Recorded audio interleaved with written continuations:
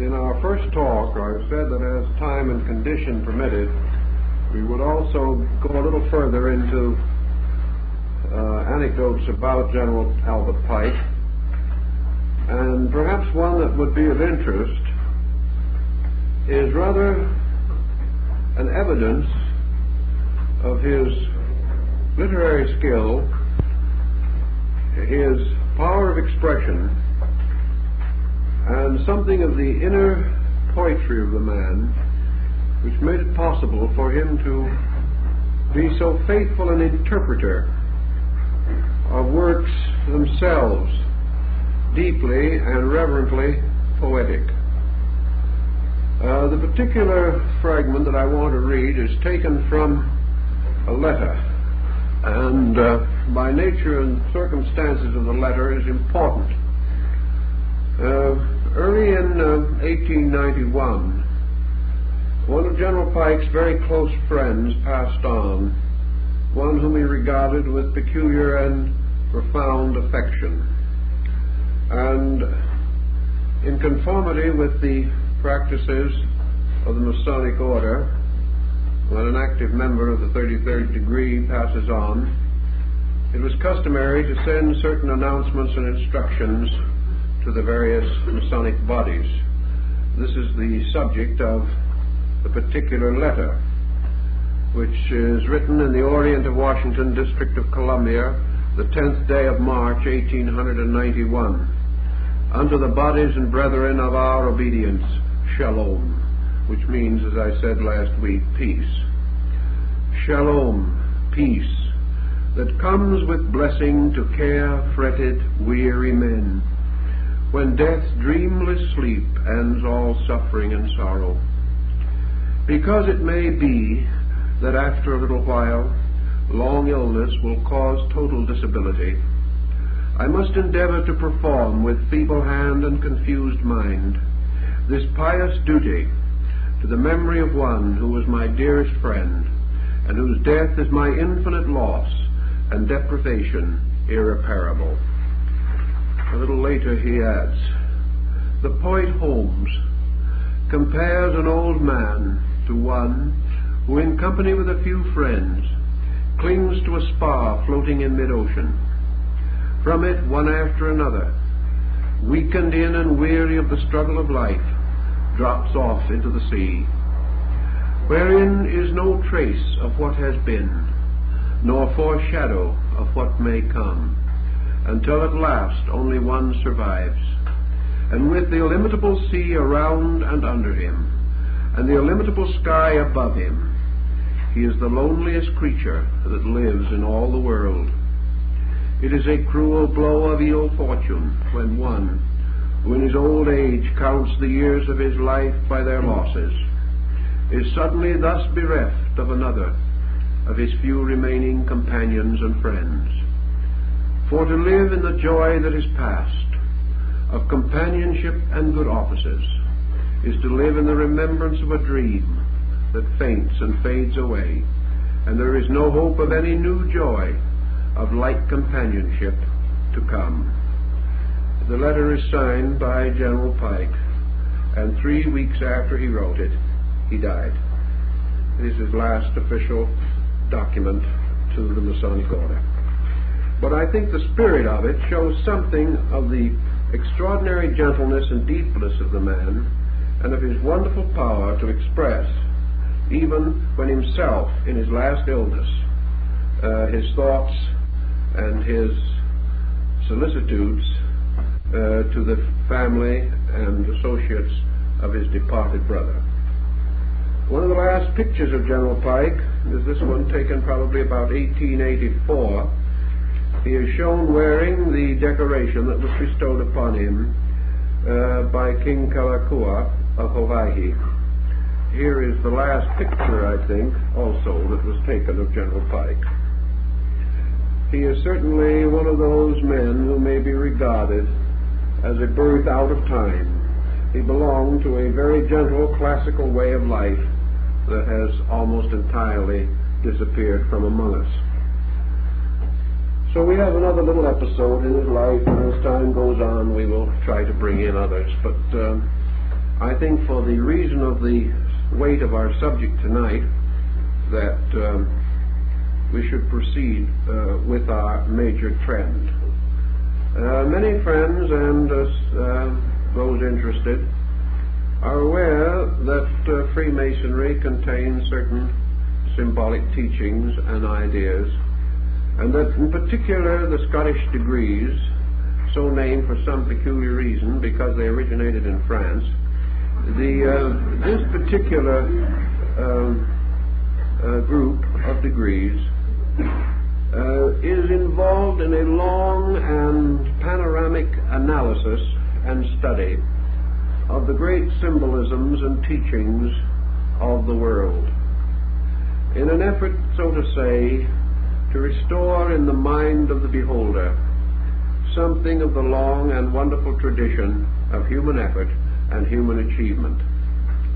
We have already said that General Pike was one of the earliest American students of the Zen language, and also a great student of Sanskrit. Early in his researches, he came to certain conclusions about the origin of Indian culture, and he was deeply and strongly influenced by the Zarathustrian religion. Because of this deep interest, fragments from his researches are to be found in the liturgies and legendas of the rites, and in every instance they are treated with the greatest dignity and solemnity. He was one of the early scholars who, in the study of Indic tradition, was deeply impressed by the importance of the early Iranian contribution to the great flowering of Indian culture.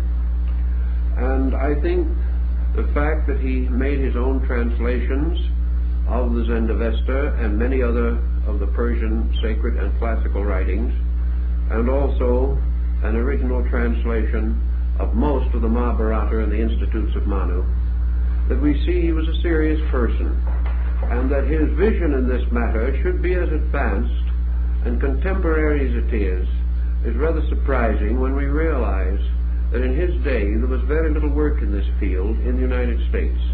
Yet the book with which we are concerned, and from which we will make a few quotations to show the spirit of his researches, was first published in 1871, so that we realize that he was quite a pioneer in this particular field. We may not be inclined to associate Masonic scholarship with these matters, but as we go further we will realize that Masonry did produce a number of very good scholars, such as Gould, Mackay, Oliver, and Pike. All of these men were students of comparative religion. Each one of them, from his own particular facet, his own approach to the broad field, was convinced of its essential importance. Each of these men also was basically an idealist. He believed in values, he believed in religion, he believed in the spiritual life of man. And this dedication also reveals itself through the things that he wrote and said. Now, it is impossible in a manner which is entirely satisfactory in as brief a survey as we can make of the general pattern, to involve ourselves in all of the bypaths into which the general traveled and explored along his way of thought. I've noticed that in 4 or 5 pages, for example, he will make fairly elaborate references to 7 or 8 different religious systems with certain specific details. This becomes a little too complicated for our present purpose, so that it will be necessary to try to find out certain of his basic opinions and teachings and feelings on this important subject. In the first place, then, Pike was among those who believed definitely in an early migration of peoples from northwestern Asia into what is now called the Indo-Gangetic Plain. He believed that these people brought with them a tremendous wealth of literature, in the sense not so much of books as of traditions, and root material from which a great literature could gradually develop and unfold. In other words, they brought the ideas, they brought the teachings of something, and that is one of the things that General Pike was very interested in discovering, if possible, what they did bring, and why and how they came to bring it. He therefore enters into a discussion of what are called the early Aryas, or peoples of the region. And Pike comes to the conclusion that the term Arya, meaning apparently the selected, or the anointed, or the set apart, or the placed in some unique and holy condition for things to come, that this term was not strictly applicable to a race, and that we have therefore made a certain mistake, he feels, I am speaking from his point of view, that we have made a mistake in assuming that the fact that these people were called the Aryas makes it follow inevitably that they were exclusively what we call Aryan Hindus. He did not believe that such was the case. He held rather that this term covered a group of values and factors moving into northern Asia over a considerable period of time, consisting of tribes probably from the Trans-Himalaya and the northern parts of that region, plus Turanian peoples and Iranian peoples, and that all these together more or less have come in popular mythology to be confused into a race, when really they were a group or a cycle of migrations moving in, and all having a certain sacredness about them, which was responsible for the term of the Aryas, and that this sacredness was in all probabilities bestowed upon them at a somewhat later date, so that the original designation is not contemporary with the migrations of the peoples. This brings another interesting point, which he feels has a bearing upon our situation. If these migrations took place over a considerable period of time, a strange and remarkable alchemy or chemistry results merely from the circumstance of timing. Time becomes terribly important as a means of modifying certain conditions and circumstances.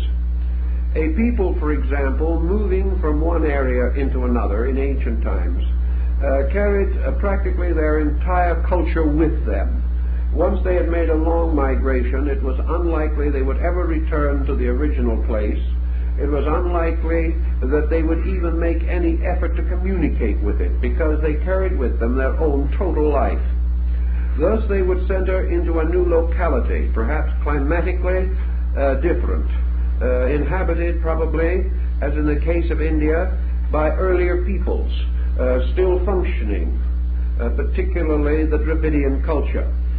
And these people settling and remaining for a length of time and becoming accustomed to and acclimated to a certain region, gradually modified their own culture through contact with other peoples and with the gradual disappearance of their own immediate contact with earlier heritage. Thus they became a comparatively new people in a new area, but they also contained within their tribal tradition and national existence the roots of their beginnings and the great mythologies, legends, and convictions which moved them. If 1,000, 2,000, 3,000 years later, another migration perhaps, arising from almost the same source as the first, should then move downward and come into this area, these two people with one origin and one root and one source would meet as strangers because of the difference of cultural interval, because of new interests, new activities arising, and these would no longer recognize their kinship with each other. The new peoples would have made certain modifications in their beliefs, in their doctrines, in their ideas, and might very well have been somewhat influenced by the tribes and groups into whose environment they came. Gradually, therefore, from similar sources or from almost identical beginnings, through waves of migration, strong cultural differences could come into existence, gain certain authority and validity, and result in distantly related peoples meeting as total strangers, even though perhaps in their origin such was not the case. Pike is then concerned a little bit with what these people brought and why it was to play so important a part in the cultural life of our race. Why was not the heritage from somewhere else more important? How did it happen that so many great streams of doctrine have come into existence and died? And why is it that one with a very strange and remote background should have become so extremely powerful and had such a lasting and enduring existence? General Pike in Morals and Dogma also points out that we have little, if any, appreciation of the actual magnitude of the influence that began in the Transhimavat, that it represents far more than we will perhaps ever be able to recognize, that it not only influenced Asia and the Near East, but has influenced practically every culture on the face of the earth, that it continued to migrate and move, changing words and names, but not necessarily losing philological identities, because underneath various words and terms in Germanic, in Slavic, even in the Latin and Greek languages, in the Hebrew, and in the dialects of the North, Central, and South American Indians, we find definite kinships with the root words and root ideas of Northern Asia. Therefore, we can say with reasonable certainty in his thinking that there is practically no religion, no philosophy, and no science known to man which has not in some way been strengthened, encouraged, motivated, propelled forward, enriched by this original power that came from North Asia. Recognizing, therefore, that Asia seems to have conferred an impulse upon the whole world, Pike comes to the inevitable conclusion that there was something profoundly important, something undeniably forceful, something which man himself simply refused to permit to die. Man refused to depart from it, and by another strange and amazing circumstance, man was never able to outgrow it. He was never able to find that he could cast it aside as something no longer vital, necessary, or useful to him. Although Pike did not live in the days of Freud, Adler, and Jung, he did experiment with the psychological factor in thinking. He became convinced, therefore, that the great stream, which in some places he, with some apology, simply calls together the Veda, that this great stream undoubtedly flows not only through the world, as he says, like the 7 sacred rivers of the Punjab. He also says that it flows through the living fabric of human consciousness, that in some way this ancient lore, this old doctrine, arose from some extraordinary degree of integrity within man, that man therefore comes back to it when he is at his best and departs from it only when he is at his worst.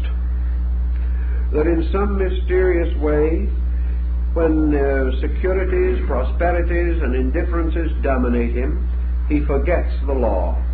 But in his emergency, he returns to it and is comforted by thought which the East has put into words, but which Western man has sort of felt in his soul, that whenever virtue should fail upon the earth, the law again would come forth. That this something, therefore, is essentially part of the total psychology of man, and that no other stream of lore, no other great symbolic structure of belief has touched man so deeply, held his consciousness so firmly, or required such periodic restatement in order that man himself might keep faith with himself. And from the time in which Pike lived and from the general attitudes of the day, I think his position in this was that of a very liberal and sincere man with a deep appreciation of values. Concerning the entire problem further, Pike goes back still beyond this, and he divides the concept of man concerning the origin of sacred things into two essential schools of belief. One is the belief that man is strengthened or ordained in the beginning of his existence by revelation. In other words, that at the root of the great spiritual tradition of the race, which he identifies always with this great Eastern complex of motions, that this motion began as mythology or legendary or lore would seem to sustain by the pronouncements of sacred persons whose individualities and personalities are really beyond our understanding, and whose existence is so shadowy that we can scarcely delineate it.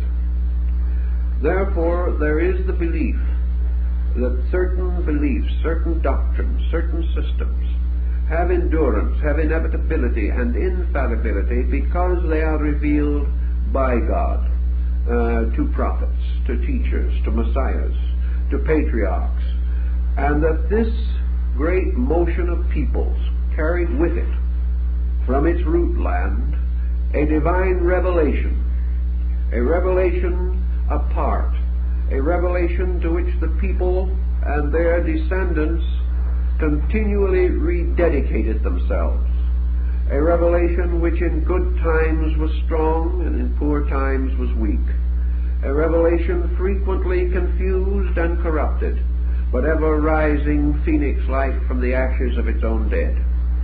This concept that these things came from an independent source, from a source beyond and above man, came by way of mediators, came by way of persons who through one circumstance or another were brought like Moses or Zoroaster into the presence of the Most High and received the direct word of truth from those roots and sources which human beings normally cannot approach, and nor can they fully comprehend. Then Pike points out that there is a second line of tradition that also must be given a certain amount of weight, namely that man's spiritual insight arises not from revelation, but from insight within himself, which is the root of a kind of revelation.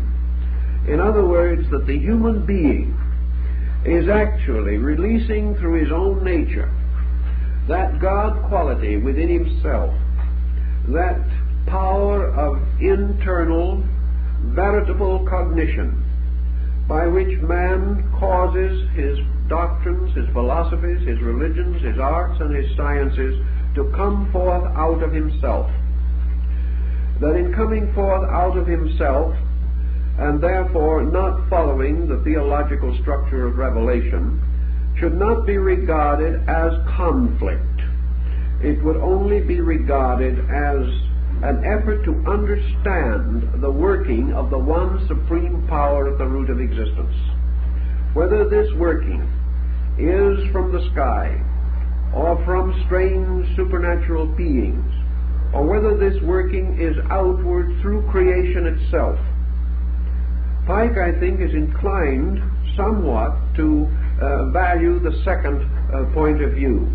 He believes that the gods working in the roots of time work not upon but through men, and that from the earliest time man's search for light was always the effort to release his own godhood, a spontaneous divine power within himself that would not and could not be repressed, and that therefore true revelation was also insight, and insight was revelation, and these two cannot be completely separated. For the internal life of man shares the eternity of all other things. And whether we regard this revelation as coming from the furthermost or from the innermost, either way we regard it, it is the same thing. Therefore, there is no need to say that insight or growth by experience is less sacred as a source of tradition or a source of valid knowledge than revelation itself. One, things are revealed to man. By the other, man reveals things through himself, and they become known to himself. This situation then led Pike to the beginning of his study of the great symbolic processes which he sensed at the root of these great teachings. Being by instinct and nature, as his rituals and his writings and his interpretations imply, a symbolist, a person who believed tremendously in the integrating and releasing power of symbolic form, Pike presented himself with this equation. He presented himself with man standing as an aboriginal being upon the surface of the earth, surrounded by stars, mountains, valleys, beholding everywhere the infinite workings of universal law. Man stood like a newborn child with eyes first opening, perceiving all things with the first natural emotion of his kind, wonder. Nothing seemed natural. Nothing seemed commonplace. Nothing was ordinary. And yet, by the very wonder of it all and by his own childishness, nothing was extraordinary. The ordinary and the extraordinary were one. The wonderful and the real were not divided. Man contemplated the mysteries of existence without the kind of awe that we know, but with the wondering insight of childhood. He did not have the false indication or inclination to bow down and venerate. Like the small child, he had only the inclination to accept, the inclination to reach out his hands to the sun, reach out his hands to the moon. The distances meant nothing to his primordial thinking. The stars were only what they seemed to be. But whatever they were wonderful. And most of all, this wonder gradually focused itself upon those things nearest to man. The wonders of the sky, of the heavens, of the seasons, the strange mysteries of existence, the storms, the lightning, and the thunders, all the mysterious flames that rose in the sky from the great blazing altar of Agni, all these things became one group of wonders. But these wonders were so superior, so aloof, so strange and universal in themselves, that man did not immediately feel the need to examine them. Perhaps he lacked the audacity of modern man, who will examine anything, whether he discovers anything reasonable or not, he will continue to examine. But man then, by nature of his own existence and by his own circumstances, began to experience other wonders. And some of these wonders that he experienced were not so wonderful. They were, many of them, terrifying. The sky normally did not terrify him unless a great star moved across it. But the animal terrified him. The strange gleaming eyes of night, representing some beast waiting, this terrified him. The individual was also perturbed and concerned by certain things that he beheld happening to himself. He experienced the mystery of birth. He saw childhood and youth. He saw maturity and age. He saw decrepitude and death. These things came directly to himself. He experienced pain. He began to feel the pang of loss He began within his own strange, simple nature to gather up heaps of stones or pebbles or shells or bright rocks and say, these are mine. Then somebody else would take them away from him. And slowly the wonders of the heavens remained a strange palace of gods beyond, but the wonders of the earth became a source of concern, a certain fretfulness, a certain disillusionment. Man began to sense that in this great world of wonders he was curiously and strangely weak, that he seemed separate from great things and bound to small ones, that he had to fight the problems of hunger and shelter, and he had to grope his way to the mystery of fire. He had to learn to defend himself. He had to learn so many lessons that little by little a division took place in his psychology, in his thinking.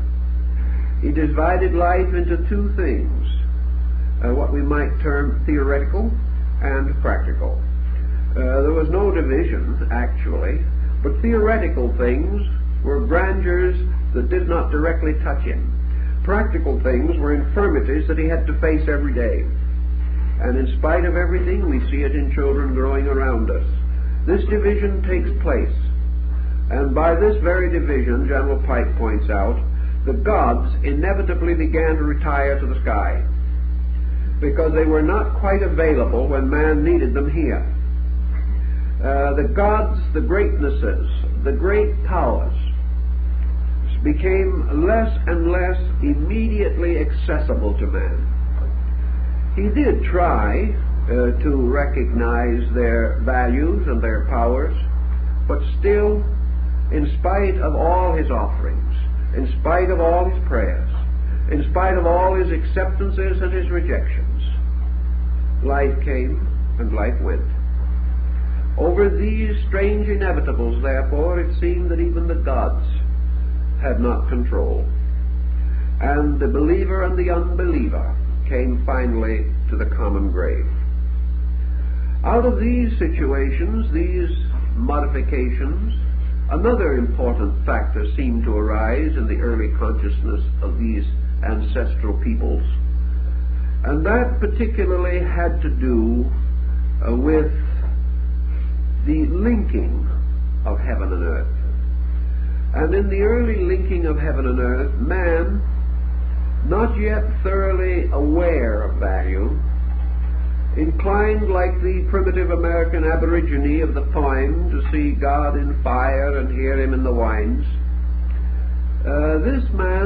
this primitive man began to pray, began to ask, began to beseech, sought ways of turning in some mysterious manner to the All-Father, who his instinct told him he needed.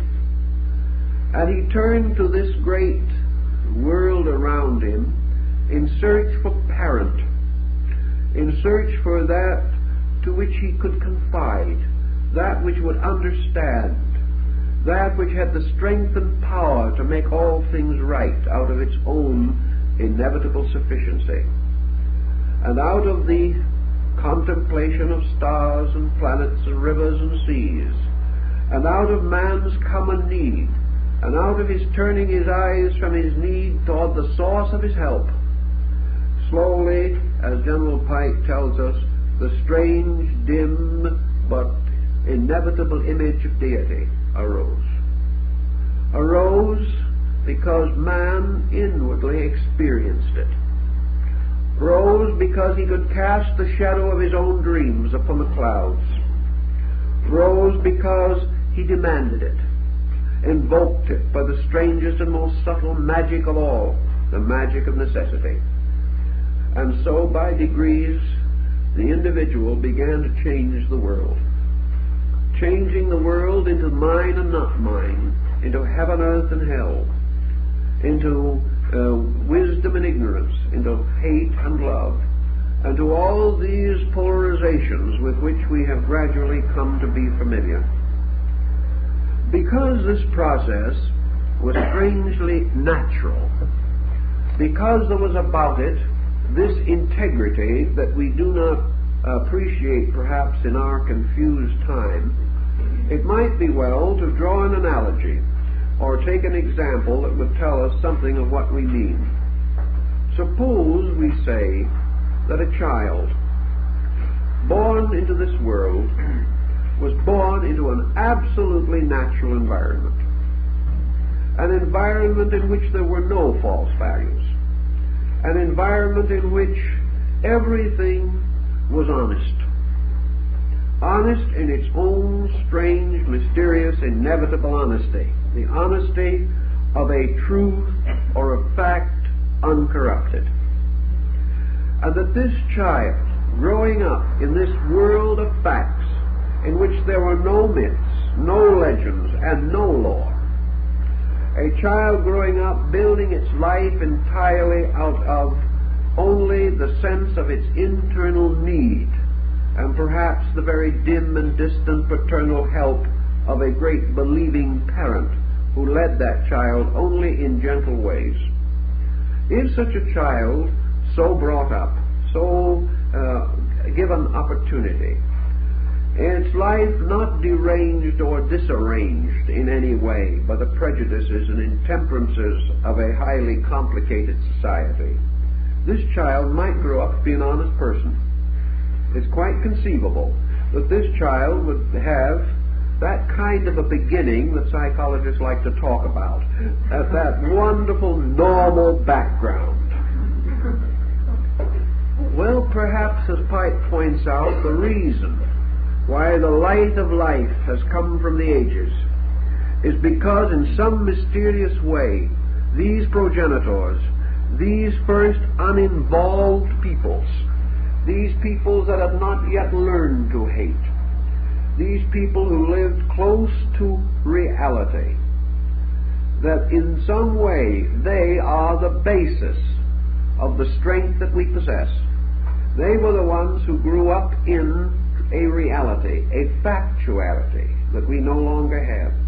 And because of this childlike honesty with which they face life, they have left the imperishable monuments to us, because they were the only ones who were able to leave tradition before they were spoiled themselves. Later they were spoiled, but in the root of things they were not. And therefore in their infancy, in their childishness, God walked with them. And because they were all wonder and all believing, because they used only the simple faculties of primordial creatures, they saw true, they dreamed true, and they came so close to reality that they have left us simple guides and rules. And what we call progress is our own eternal effort to be as simple as they were, to rediscover the directness of something which we have lost. Perhaps this is the reason why the light of the Vedas shone upon the world, why it is beneath everything, why it has come down to us in 100 religions, simply because it represents the simple light of the beholder, in which light and the eye and the heart responded together, and that there was no deceit, no confusion, no prejudice, by which the mind and the emotions could be led into error. Perhaps for another example we might pause for a moment and contemplate the effort of Gautama Buddha to restore this situation. Pike has many things to say about this.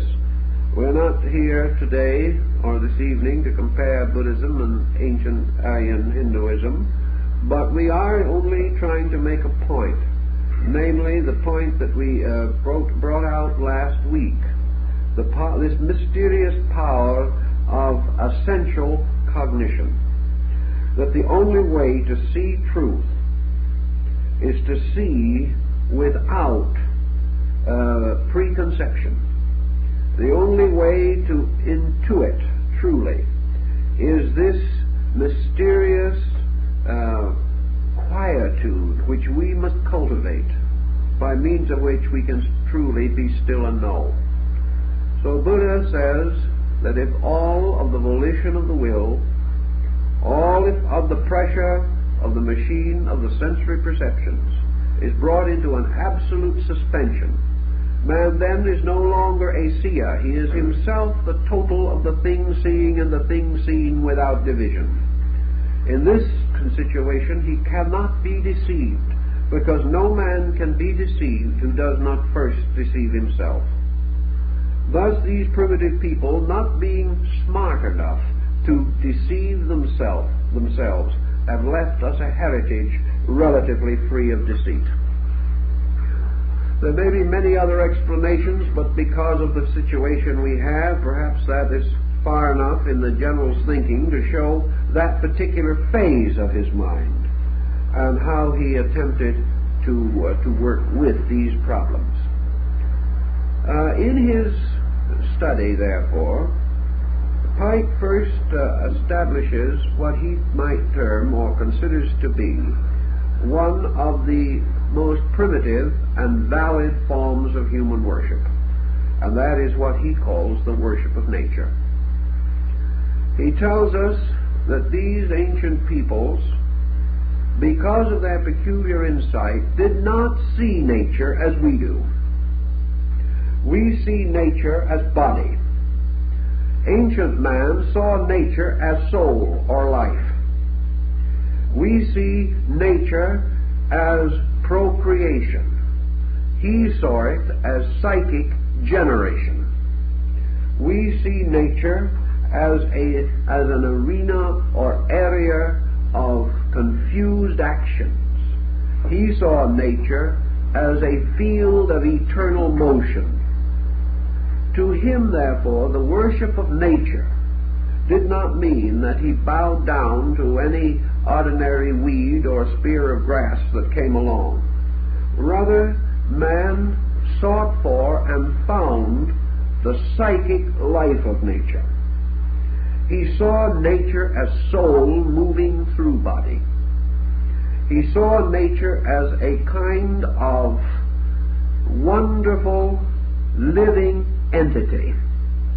And early in his thinking he came to the inevitable conclusion that nature was just as much alive as he was. That he was not a living thing in a dead world. He was not merely an animate being in a mechanistic a machine of some kind. It never occurred to ancient man that the bear or the lion or the bird had any different basic attitudes upon life from his own. Therefore, in many instances, we find among these people the tendency to create legends and lore in which they humanize animals, even as Aesop did much later, and still later Fontaine. And therefore we assume, for instance, we know the North American Indian of our Northwest, up around the Vancouver area.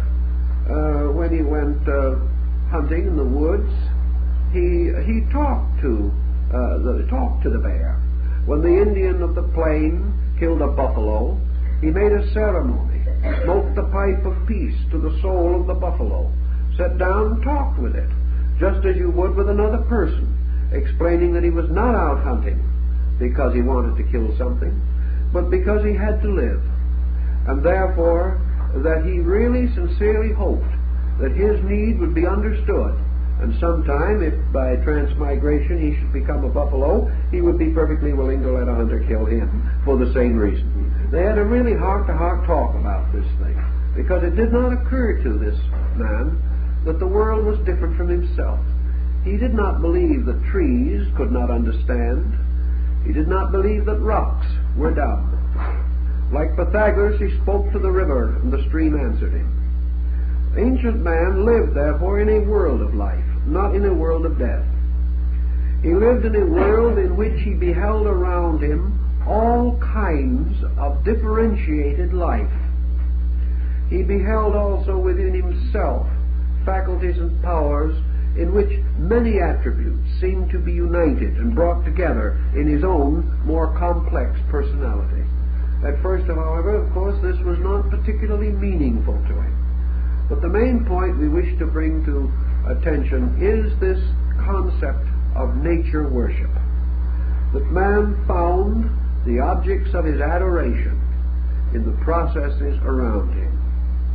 He found many reasons to gradually transform his wonder into veneration. He began to venerate those things which seemed to him good.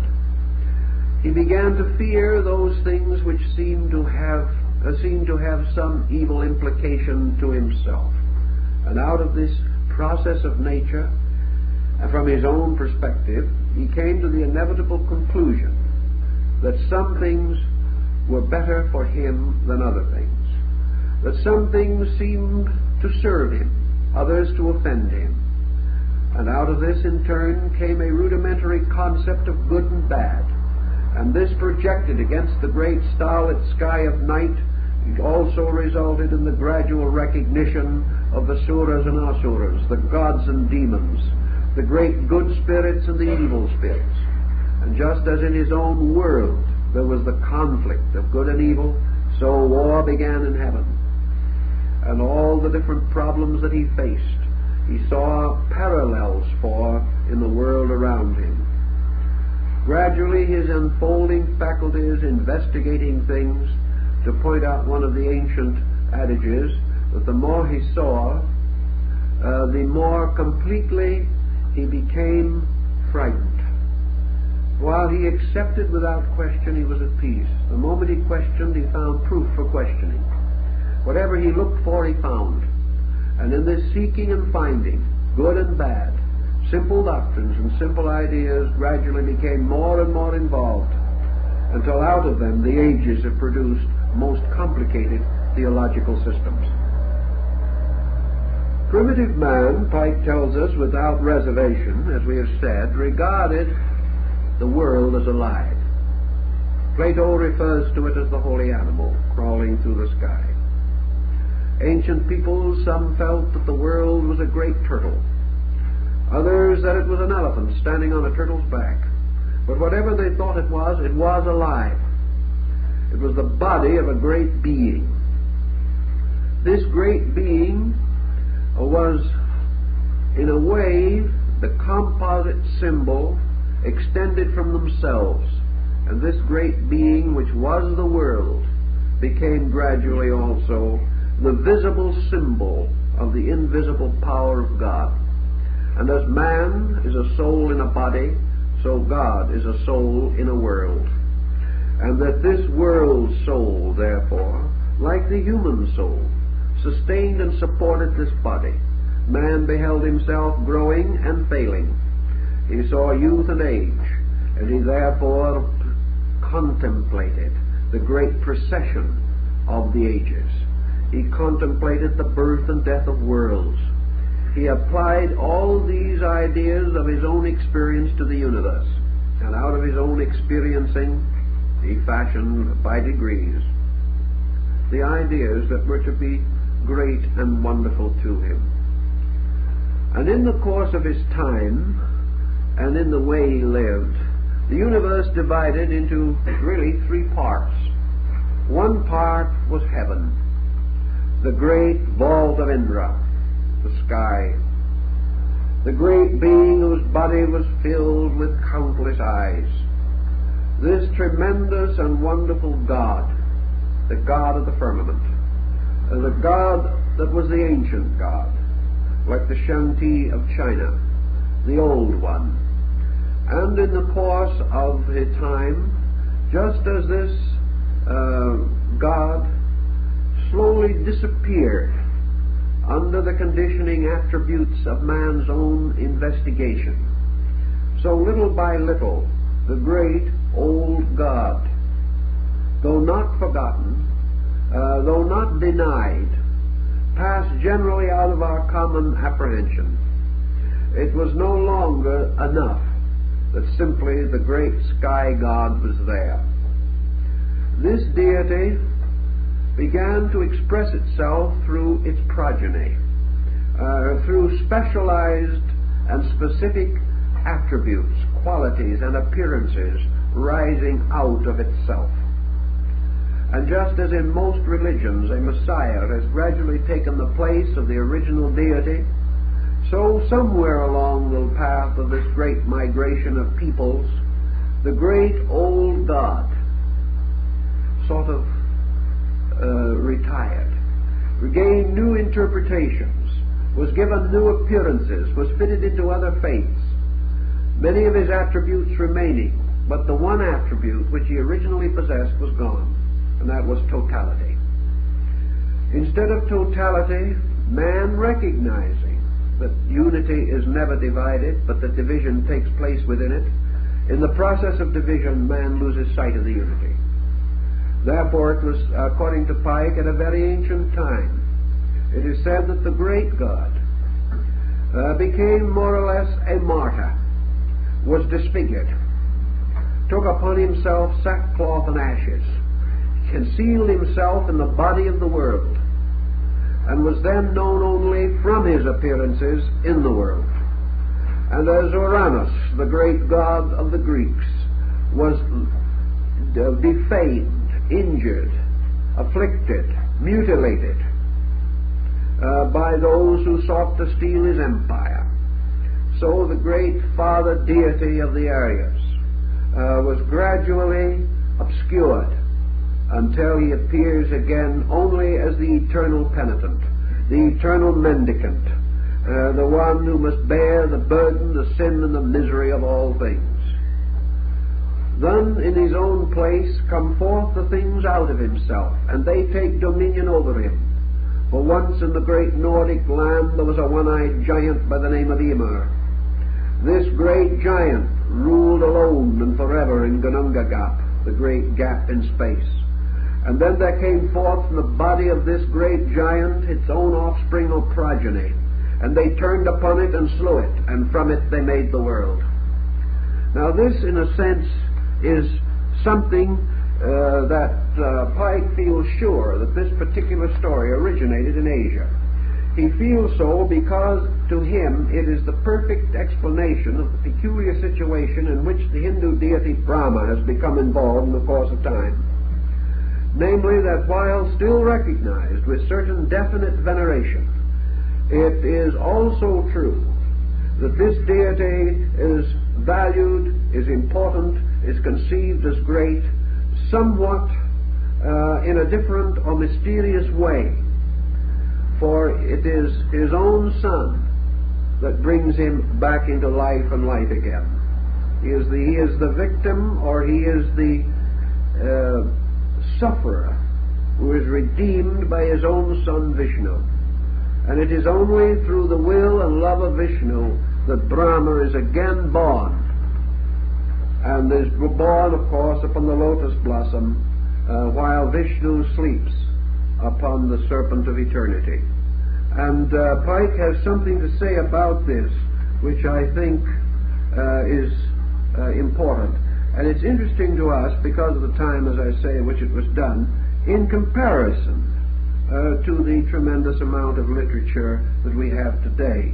Part of this, incidentally, will be interesting because it represents Pike's original translation of sections of the Bhagavad Gita.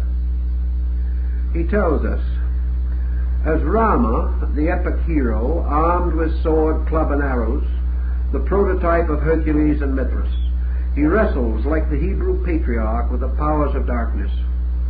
As Krishna Govinda, the divine shepherd, he is the messenger of peace, overmastering the world by music and love. Under the human form, he never ceases to be the supreme being.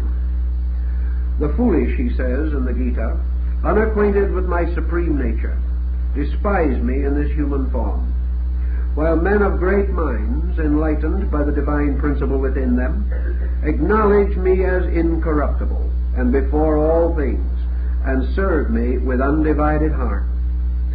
I am not recognized by all, he says again, because concealed by the supernatural power which is in me.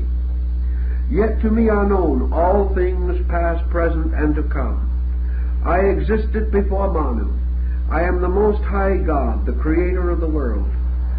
And although in my own nature I am exempt from liability to birth and death, and am Lord of all created things, Yet as often as in the world virtue is enfeebled, and vice and injustice prevail, so often do I become manifest, and am revealed from age to age, to save the just, to destroy the guilty, and to reassure the faltering steps of virtue.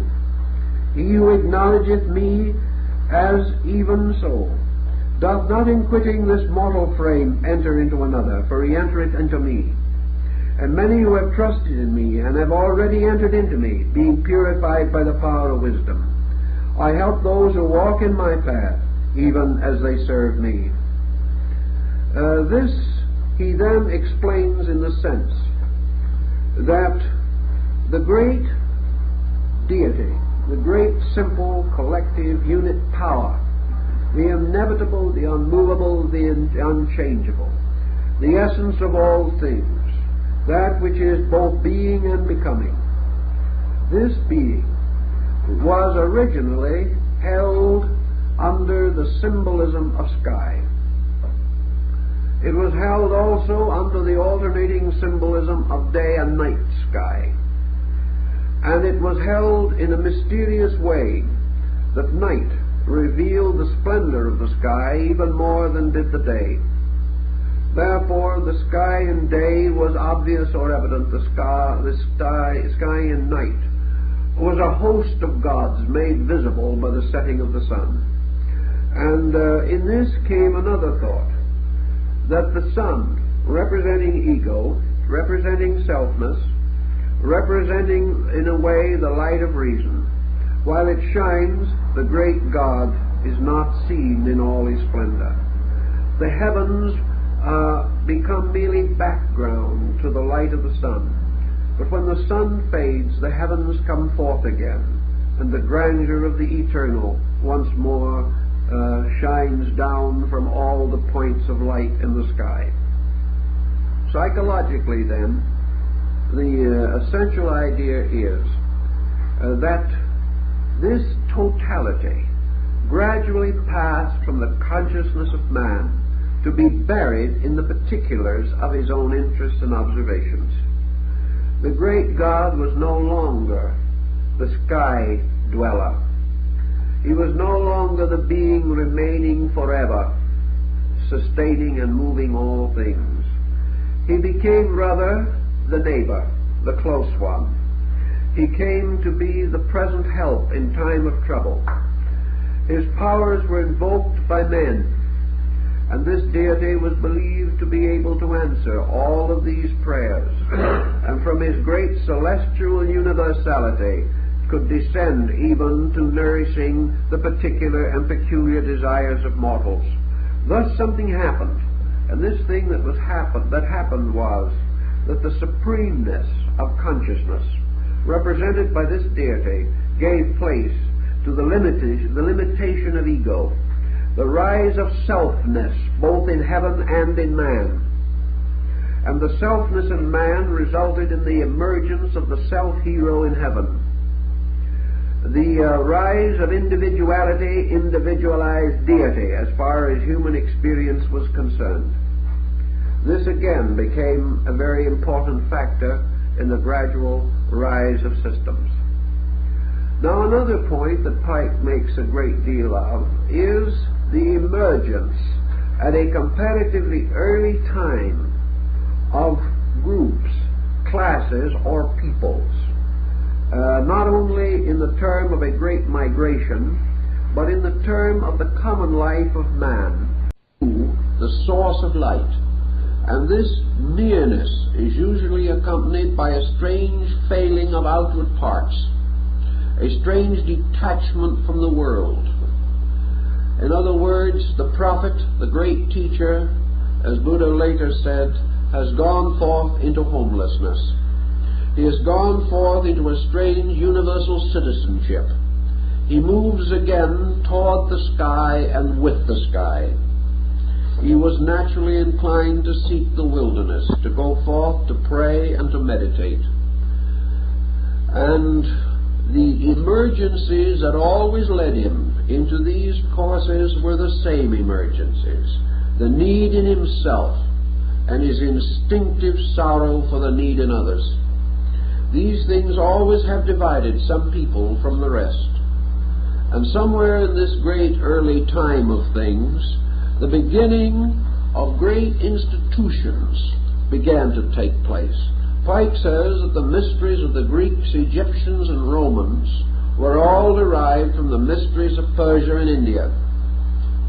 That these institutions were the long shadow of man's basic way of learning, and that they in turn gave birth out of themselves by division once more into two parts, preserving in the one hand the great secret organizations of the world, and on the other hand blossoming forth to become the great secular educational bodies of the world.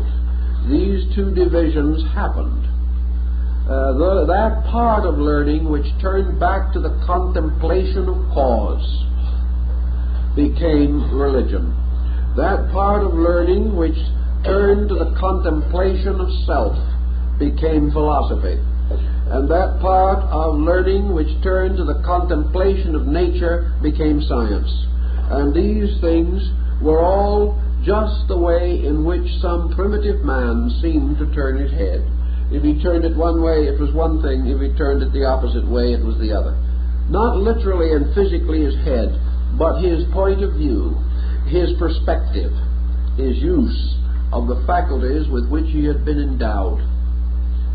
If then we may say that there is much to indicate certain points, what do we then find as the first prerequisite of the patriarch, the prophet, the great teacher?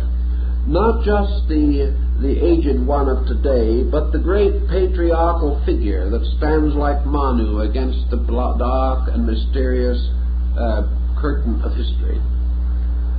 The first thing that we always do, the first thing that we inevitably, subconsciously visualize, is that we associate the patriarch, the prophet, the great emissary of wisdom, with age.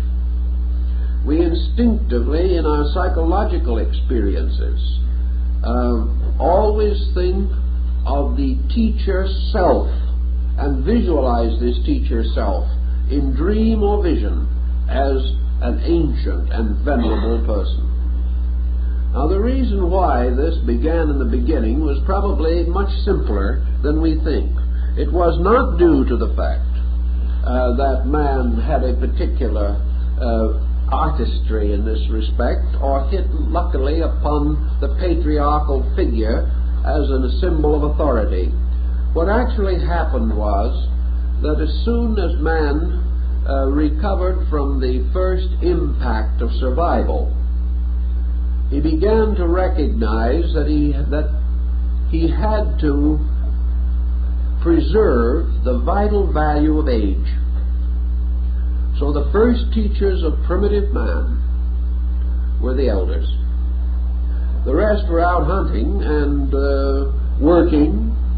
The rest were out protecting the tribe. But when the hunter grew too old to hunt, when the mother was no longer able to bear children, when the physical activities of the struggling people could no longer be borne by the decrepitude of years, age began to reveal from itself one other value, a great value. Age remembered. Age went back.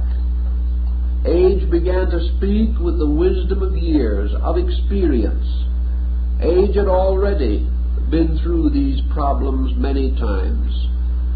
So even today, among primitive people, when a great problem affects the tribe, the elders are called. And this is important, because if they hadn't had this use, the elders would probably have been exterminated, as they are in many primitive peoples who have different types of philosophy. But suddenly it was realized that the elder was worth his keep.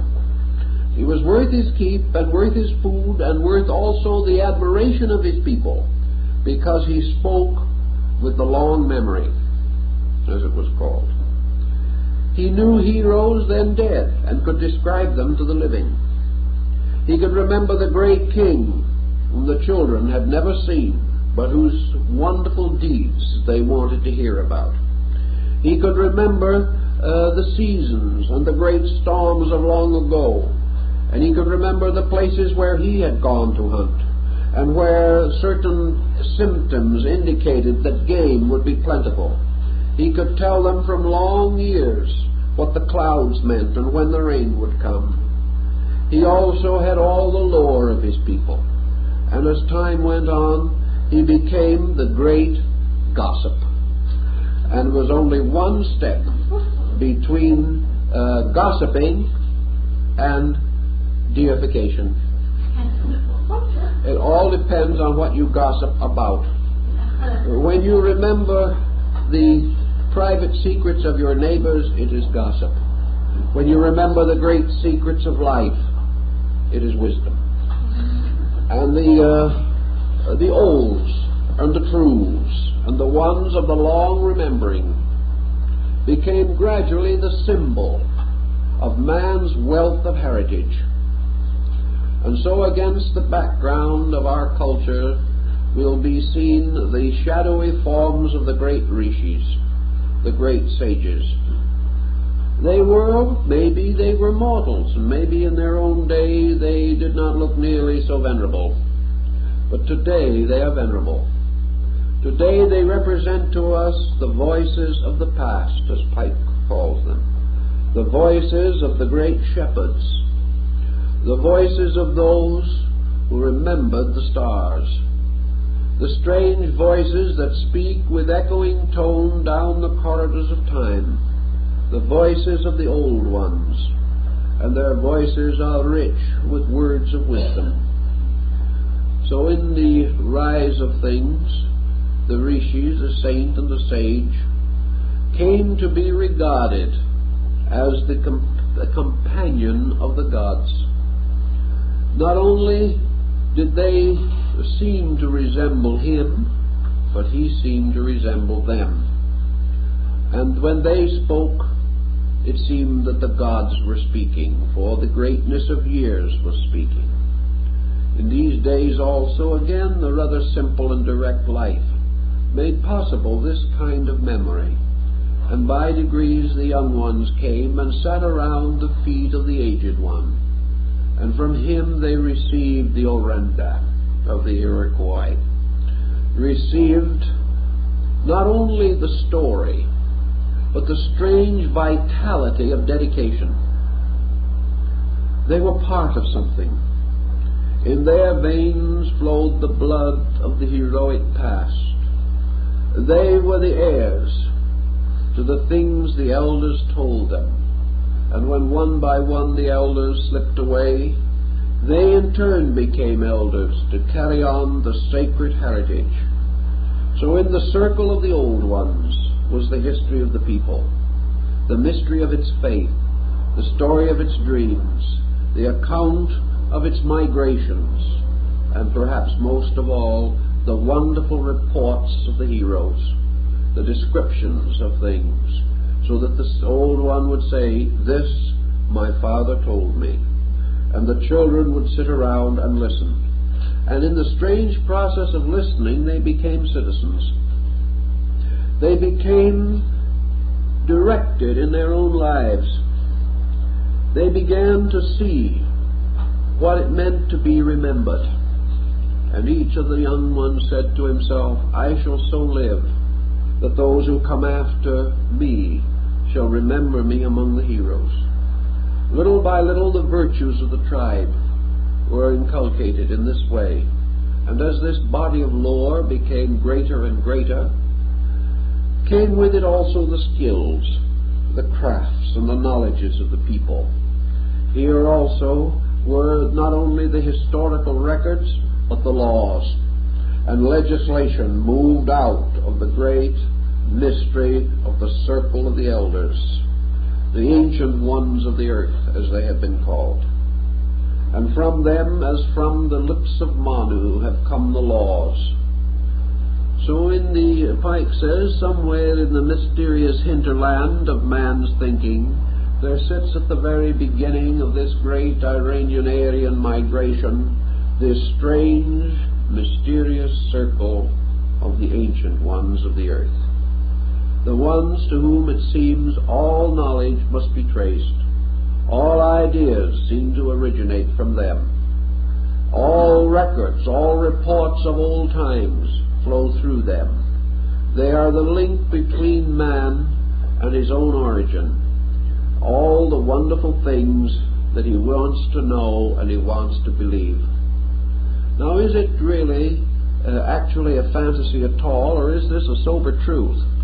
I'm inclined to think, from experiences with so-called primitive peoples, that this is actually the sober truth. This actually happened. Because I know that today I could go into a primitive society and I would find that this is the way they live. That I can find immediate evidence that at the back of their belief and at their tradition is this circle of the elders, perpetuated now by another circle of living elders, who are the visible progenitors of the ancient ones, their servants, their priests, sharing in their veneration, and venerated because they have in turn venerated. And if you want to go into a comparatively primitive society and you want to know the ways of that society and you want to understand its reason for existence, you sit with the elders and they will tell you. And they will tell you not in just prosaic language, do this and do that. They will do as ancient man did. They will sit back, they will be quiet, they will take their time according to their own pleasure, and when they have decided, they will speak with a strange tongue. So they will say also, I will tell you a story. And whether this story is the Vedas or the book of Genesis, it is still the story that has come down from the olds. And as time went along and these things became more integrated and knowledge became more pressing upon man, and his own experience required more and more levels of answers in order that he might maintain certain perspective, these circles took on a strange value. And one of the values that happened was that everyone, every time, was not permitted to come and talk with the elders. You couldn't simply knock on the door any time you want to and have the ancient ones assemble on requirement. So to speak to the elders, to know them, to be taken into their story, to sit at their feet as the disciple at the feet of his guru, this was an occasion.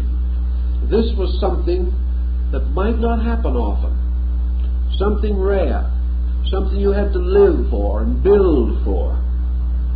And out of this came the gradual development of the puberty rites, and also the caste rites, and the rites of growth and maturity, and the various tribal initiatory rites that are described so well by some of our great writers on primitive people, such as Churchward, in his Signs and Symbols of Primordial Man. These rites were a sacred drama, a sacred institution, and acceptance into them was the beginning of the life of maturity in the tribe. Until you had received these rites, you were not responsible. Until you know it was not expected of you that you would do. But the moment you knew, you must do. Because to fail after we once possess knowledge is a grievous fault, but to fail without knowledge may only be a symbol of childishness. So when the time came for the child to become accepted into his people, he was purified, he was prepared, he was consecrated, he was tested and tried, and then, at the proper moment and with proper ceremony, he was brought to be instructed by the great teachers. These were the great teachers. He had met them all, perhaps, and played beside them in the village street. But when they gathered for this purpose, they were something else again. They were suddenly very grave and venerable people, sensing their own responsibility, the responsibility of carrying on to him the tradition that must not die. So, with proper ceremonies, he was tested, tried, and informed. And having been informed, in Egypt the child lock of hair was cut off, and his milk name was taken away from him, and his man name was given to him. And he was then expected to go out and carry his part of the burden of life, and to carry the responsibility of his people, and to be above reproach in character, because now he had seen. Now he knew the reason for his own existence, and he knew the great and wonderful story of his people. Therefore, in pride he should walk, with his head high, proud that he was part of so great and glorious a social structure. He must defend it with his life and honor and his worldly goods, and never betray it. Thus, out of this background came the gradual rise of the great mystery institutions of India, Persia, Egypt, Greece, and the Americas. Here also came gradually from these mystery institutions, as budding from an ancient stem, secular education as we know it. Gradually the importance of arts and crafts and sciences were emphasized in man's economic survival, and education became the transmission of man's acquired skills rather than the perpetuation of man's internal insight. So for lack of insight, his skills lead him into trouble. But the ancient system placed his moral character first and his vital attainments high in this pattern. Pythagoras of Samos in the 6th century traveled through most parts of the known world of his own day. He visited many of the great sanctuaries of the mysteries. He learned that the Egyptian of the cult of Osiris believed that their deity in the form of a sacred bull had been driven from India and had been brought from Asia into the temple. He learned of the indebtedness of these peoples to each other, and he also realized that if this great stream of the great Iranian-Aryan tradition did flow around the world, it flowed because of the existence of this great interrelated system of esoteric educational orders. Pythagoras discovered, and after reaching, visiting, and affiliating with more than 20 great religious groups, that in his day, this stream of tradition, moving from the East, was moving with an adequate mechanism, that this mechanism was a system of education that then prevailed, that this system of education, like tubes or pipes, channeled the great water of life, and that as late as the 2nd or 3rd century A.D., that actually the great religious centers of both East and West were in communication with each other, and that all these systems and all these channels recognized their common dependency upon one great stream of spiritual light. If this be so, and there seems much evidence to sustain it, then we can understand how this ancient river, falling from the head of the gods, did descend not only into the great Indo-Gangetic plain, but through the mysteries, flowed into Egypt, Greece, Samothrace, Sparta, Eleusis, to form the great rites of the Kabiri, and many other of the Dionysian cults. Orpheus came from the east to Greece, bringing the same tradition. And the reasons, therefore, perhaps, that we find traces of one religion under the numerous and almost countless separations of sects today is that religion in its turn as we know it today, for the what we call religion today really had no counterpart in the ancient world. But what we call religion today is really the opening of the doors of the ancient mystery temples and the flowing out of their teaching into a more democratic type of society. What we study in school today was once part of the mystery religion. It was the mystery religion that gave the world mathematics, that gave it art and literature, philosophy, medicine, and law. These things were all parts of the temple religions. But gradually they have flowed out into our more common way of life. But if they came from the mystery temples, and the mystery temples themselves came from a common tradition, and this tradition flowed from the northern parts of Asia, then we can easily see why some simple emblem or symbol, some statute, some name, some term we daily use now could well be traced back to this original source. It was in the light of this, of course, that Le Plongeon, exploring the mysteries of the Mayas and Quiche of Central America and studying their hieroglyphics, made to him the important discovery that because he had already been a student of Egyptian hieroglyphics, he could decipher most of those of the Western Hemisphere. He may not have been entirely correct, but he did establish, beyond any doubt, hundreds of parallels, not only in the symbolic and glyph forms, but actually in the pronunciation of words, so that the word for man, or the word for son, or the word for life, or the word for God, in the languages of the Old World and the New were identical. Thus these streams had to have flowed from somewhere.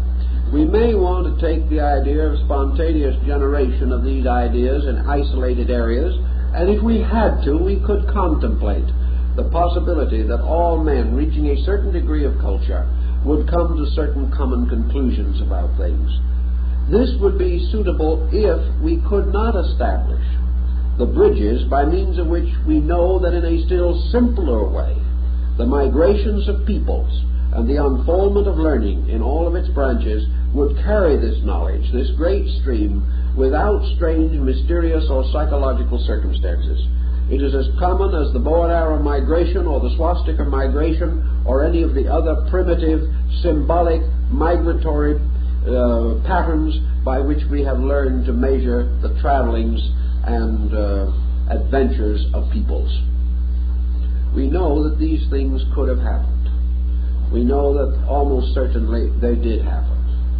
And we know also that practically every scriptural book of the world today is indebted to those of Asia, simply because in this Asiatic pattern we seem to come upon the oldest and most clearly defined example of something, and that the motion of these peoples through time gradually resulted in their domination, and with their domination in many regions their ancient beliefs came to permeate and dominate these regions, slowly causing older beliefs or other unrelated doctrines to be submerged. Now, when we study this a little further, we make another interesting discovery, namely that this great cycle had about it something that was very Neoplatonic. The gods of the ancient Aryas, these strange sky, earth, and altar deities that we have come to remember, did not, in those times or under those conditions, declare war upon the gods of other men. That was very much later, when things got into pretty bad shape. Actually, these great deities, like Osiris in his celebrated journey around the world, converted people with a strange tenderness. The conversion was a rather simple thing. This great interpretation accepted into itself all other interpretations, and the light of the Vedas shining upon other beliefs caused these other beliefs to shine with its own light. It was simply a light cast upon all things, causing these things to resemble itself. Thus in Egypt, for example, the old gods of Egypt, prior to contact with Asia, did not cease. They simply took on an Asiatic look. The ancient gods of the Nords, for instance, Thor, the thunderer, the individual who seemed to spend most of his time fishing for the Midgard snake or throwing his hammer in the form of a swastika around the world. It was perhaps the oldest form of the boomerang. This deity was once the supreme deity of the Nordic pantheon. But later, when Odin, or the Teutonic Wotan, nor probably really Prince Sigi, a Scythian prince, came from Asia and came into domination in this area, he did not go to war with Thor. He did not destroy him. He did not say he was a false god. And when the great cult of Odin was set up at Uppsala in Scandinavia, Thor was invited to dinner with the rest. Thor became a member of the new family. Thor became merely an attribute. He became an embodiment of one of the characteristics of this new doctrine. So in many instances in the old legends we hear that saints going forth like Padmasambhava in Tibet first of all converted all the demons, converted all the false gods, and made them all members of the true faith. It was a wonderful thing. It was done very nicely because these deities simply became repolarized so that they became the aspects and attributes of the new principle which was taking over. Thus, in practically all of these faiths among the ancient peoples, particularly back at about that time which we call the Dark Curtain of history, we see a marked change in the pattern of the divinities. The old hero gods, the gods of lesser station, the old fighters and rumblers and tumblers of the early days, sort of fade away or become associated with a newer and better spiritual perspective. They then become the obedient instruments of the new faith. They were remembered and continued to have certain honors paid to them, but they had been changed until they were compatible with the new doctrine. And wherever it went, this great stream of vitality absorbed and reinterpreted other faiths or found itself in other faiths until finally all of the conflict or inconsistency was dissolved. As a result of that, other elements are present in all religions. But the great basic elements of this tremendous tradition survived, and dominated, and continued. Pike, explaining his concept, makes a great use of what he considers to be one of the oldest and richest forms of nature worship. And he devotes in his writings many, many pages, including learned translations from Hebrew, Persian, even Coptic Greek, and a careful study of the available manuscripts and records of the Egyptians and of the East Indian people and the Chinese, to prove very definitely the supreme importance in the psychic descent of man's great stream of faith, the supreme importance of the symbolism of the worship of fire. Now, Pike is one of the first, of course, to remind his reader that the worship of fire is entirely a symbolic ceremony. Fire was no more worshipped by fire worshippers than the sun was by sun worshippers. Always fire became associated in an early time with life.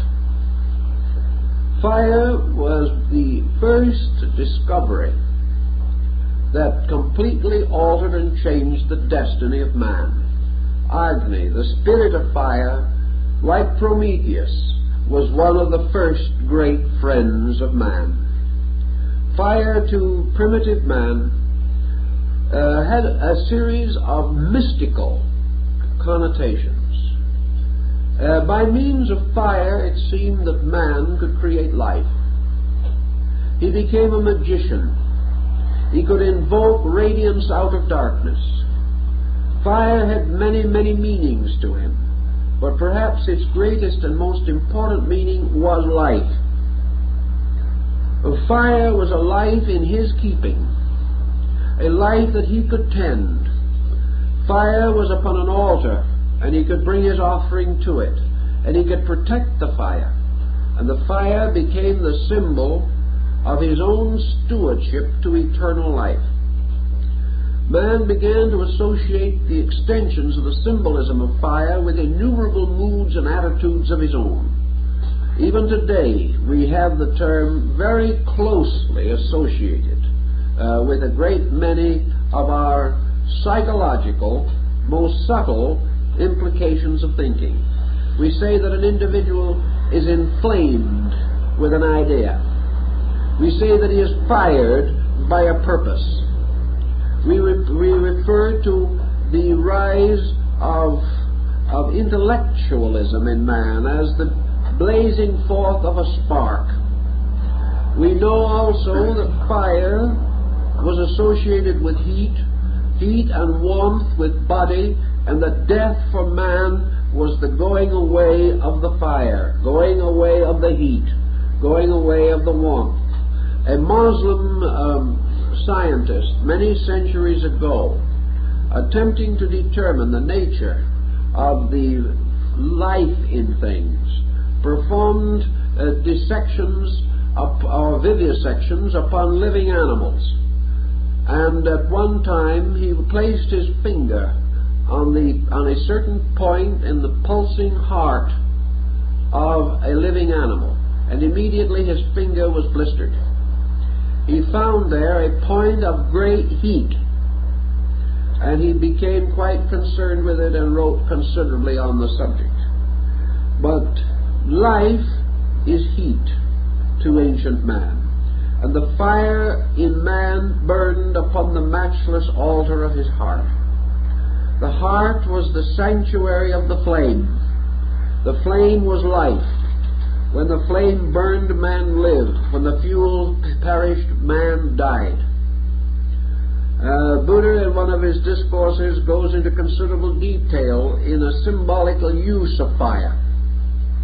He explains, for example, that if every fire on earth was extinguished so that man never could see fire anywhere, and that all the storms and all the changes of nature were such that lightning would never strike, that no natural friction or reflection would ever cause a fire, so the world was without fire for 10,000 years.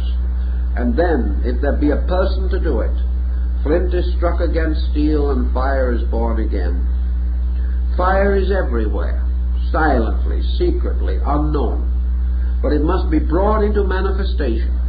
And the manifestation of fire out of the totality of itself into the expression of itself was a mystery that ancient man greatly contemplated. He also greatly revered the purifying power of fire, how fire cleansed things, and also how fire consumed the sacrifice. He also saw how fire consumed the fuel that sustained it, and that when the fuel was gone, fire disappeared. And in modern times, man has discovered a strange kind of fire that burns without dross, as we know it. And that fire is a form, of course, of electricity. And we put that fire in a little glass bottle, and we made an electric light. And when we first made that light, what did we call it? We called it the Mazda light. We had already gone back to an ancient term for light, for brilliance, for shiningness. In the ancient Hindic people, the old gods, the devas or devs, meant the shiners or the light ones. And everything that was light, everything that shone, was life. And where the flame went out, where the fire failed, things died. Then there were the fires of holy aspiration, the fire of martyrdom. Then there was a fire of zeal and of hope, and the strange blazing passion of love. There was fire of hate, and everywhere there was fire, there was heat, there was life. Primitive man gradually devised the concept of Agni as the symbol of the power of life. Fire became the visible symbol of the quality of life. Life living on matter. Life perpetuating itself by destroying its own not-self. Spirit flaming forth because of the fuel which it is to consume. Consciousness consuming body, and perhaps, if the pessimism of Buddha is correct, dying with it, but a great blaze while still it shines. The candles upon an altar, the incense burner, the oil lamp, all these symbols, like the ever-burning lamp of the Rosy Cross, or the strange eternal lamp found in the tomb of Cicero's daughter. The lamps that burn on, the lamps with wick of asbestos, strange conjectures and chemistries and alchemies of ancient thinking, but always this problem of fire. This problem of man worshipping the flickering, variable symbol that is so alive that its body is part of its life and cannot be seen from it. The fire that can be put out by the mystery of water. And then the alchemist coming along with his strange formula which says, I shall make a fire that burns in water, and I shall make a fire which the fuel is water, and this fire shall burn forever. Now the ever-burning fire is to a measure probably, at least in one of its degrees, associated with the sun. The sun, this great incandescent light, this symbol of radiance that became warm in summer and in the desert a destroying heat. But the fire and the sun and light, these together, man identified ultimately with his own truest self, his own consciousness, so that fire and light became symbols of consciousness. For man was aware by a kind of invisible light within himself, the light of reason, the light of the mind, but most of all the light of the soul. In the old early Rosicrucian symbolism there is an ancient representation of Christian Rosenkreuz, the secret master of the Rosy Cross, reading a book by the light of a candle. There is some probability that the picture was originally taken from the familiar portrait of St. Jerome by Albrecht Dürer. But in any event, the point is that by the light of a candle or a lamp or a fire, man reads a book. He reads also the mysterious living book by the light of consciousness within himself. So without the fire, the mind is meaningless. Without fire, love fails. Without fire, rationality is impossible. And this fire must be the fire of awareness, the fire of consciousness within the individual. For man reads not by the light of the sun on the outside alone. By that he sees the letters. But by the light of the sun in himself he sees the meaning. And that is the great and important difference. So the sun became also the symbol of meaningfulness. It became the symbol of true cognition. And fire was the sacred part in man. And as time went on, the fire was associated with the soul. And the soul was this beautiful, radiant, flaming part with an aureole-like existence. And this soul was the light in man. And the fire and the light also came to be representative of enlightenment and of the enlightened. And under this same thought we have in our own scriptures the mystery of the light of the world, the being that came to give light to every man, or to every creature that lived. For the very word Christ from Christos simply means the fuel of the flame. It represents the mysterious oil of baptism, but this is the oil which supports the flame. and the Eucharistic ceremony, and Melchizedek with the corn, wine, and oil, establishing the sacred sacrament. The oil is the symbol of the fuel of God, which if lit turns all of man into a strange, burning thing, burning with the power of the divine presence. So in the tabernacle we have the seven-branched candlestick. We have the great being of Revelation walking amidst the candlesticks with a blazing sword coming from his mouth. All these symbols go back to the old belief in fire. And fire, the holy aspiration which burns all decay. Fire, the divine desire of man to be one again with truth. Fire, the symbol of his everlasting and eternal covenant with life, causes each individual to be a keeper of the flame. And this ancient man strangely comprehended, because it was fire that gave him dominion over the world. And it could only mean that this fire was the symbol of the soul. For it was only the soul in him which enabled him to take dominion. It was only because this fire lighted his life, and that another fire from within himself blazed forth, that man could be other than a brute, and could achieve or attain other things than the beast could attain. So as we say, fire became the symbol of soul. It became the symbol of a covenant. It became the living witness of the eternal before men, for it was the purest of all bodies. And into this flame all dross, all imperfection, all human limitation, all selfishness must be cast as an offering to the Most High. So fire worship came also strangely from this great, strange northern region. And in the form of the god Agni, it came to have a very great and important part in the rituals of our ancient forebears. And we might mention one other for the moment. We mentioned last week, but I think we must come back to it again, and that was Varuna. And Varuna was also an ancient deity of these peoples, and Varuna was a strange airy power. Varuna was a strange, all-pervading atmosphere that linked all things into a strange capacity. Varuna was a lord of middle regions and of parts. Varuna, in many ways, perhaps, if you study the symbolism of the deity, is reminiscent of the psychological idea of mind.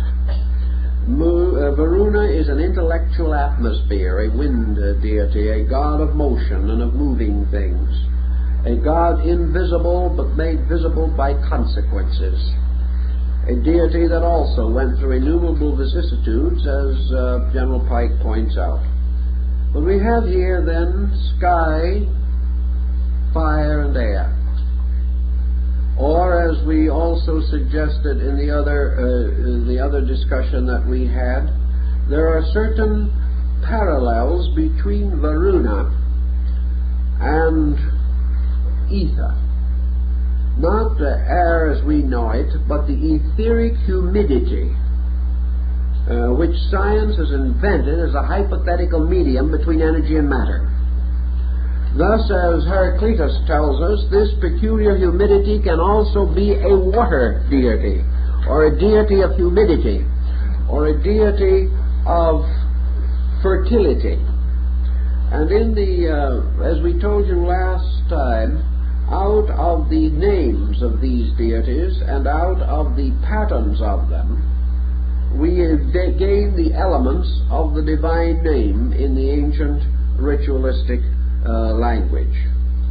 But we have elements that work together in a very strange manner, because we have now actually established a trinity that corresponds to the three elements, salt, sulfur, and mercury, in the Hermetic experiment. And in the 18th degree of the Rose Croix, General Pike gives us some information on the tie between alchemy and the great Vedic mythology, showing again that at the root of chemistry at the root of astronomy, at the root of architecture, are the parallels once more to this ancient system of thinking, and that these parallels can be restored from any study of essential symbolism in any department of human life. But we have the all-pervading, symbolized by the great 2.5-syllable monosyllable. We have then also fire, and we have air, or air-water, humidity, the ether of space, perhaps the energy or electric field of modern science. These things all working together give us a pattern of primordials, and we have various interpretations based upon the chemistry of these original factors. Mind, for example, as the bridge, the bifrost between Midgard and Valhalla. Mind arises in the form of the great world hero. The great world hero passes the mystery of fire. In the case of the Sigurd saga, the world hero passes through the mystery of the 4 elements, represented by 4 great labors which he performs. This mastery by the hero of the interval, the middle distance between the worlds, is very important. Fire as soul and consciousness, air, water as mind, emotion, the psychic part again, and heaven as totality, as the reality, as the wholeness. These together create a triangle or trinity, which emerges later for our contemplation in the Brahma Vishnu Shiva concept of creation, preservation, and reconstruction. Always the symbolism remains, and wherever we have a Holy Trinity, from the Temple of Heaven in Peking to the 3-tiered hat of the Dalai Lama and the triple tiara of the Roman Pontiff, in all these we have mastery over 3 worlds, 3 elements, 3 conditions of being. We have man moving from the material through the psychical to the spiritual. We have the individual overcoming the world, nursing the flame, guarding it, becoming a servant of it. For one form of the flame is found in the Grail legend. For the flickering, mysterious, flaming blood in the sun Grail is exactly the same as the ancient fire of the Vedas. It is the object of the quest. It is the sacramental symbol. It is the symbol of sacrifice and reunion, of renunciation and purification. In all these things then, and also through our own scripture writings and into our arts and sciences, into our legal procedure, into electricity, and even into electronics, we will find the same principles that these primitive persons, or this great wave of simple, direct, true-seeing creatures or beings, brought forth out of the dawn of time and carried with them into all parts of the world. The picture is long and difficult, but I think what General Pike particularly wants us to realize, that the word Freemasonry in its original meaning from the Chaldean means child of the fire. The word pyramid represents the mountain or monument to the flame. That's what the word means. And in the ancient times of Eleusis, when the Hierophant in his robes of blue and gold came forth upon the porch of the sanctuary, his gold and blue robes were the inner and outer circles of a flame with its blue center and its golden radiant core. The garments of priesthood, all of the ancient symbols that we know, are derived from the guardians, keepers, and watchers of the ancient fires. And these fires were brought from heaven by the Druids, who captured the rays of the sun on a reflecting glass. And all the fires of earth are to these sacred monuments reflections of the fires that burn forever in the heavens. And these fires are the eyes of the gods. And each of these eyes and each of these fires in turn is part of the great flame of the one God that lies at the root of things. We are sparks from the flame, and to the flame we will return. This, I think, is probably all we can do this evening, so we will continue with the good general next week.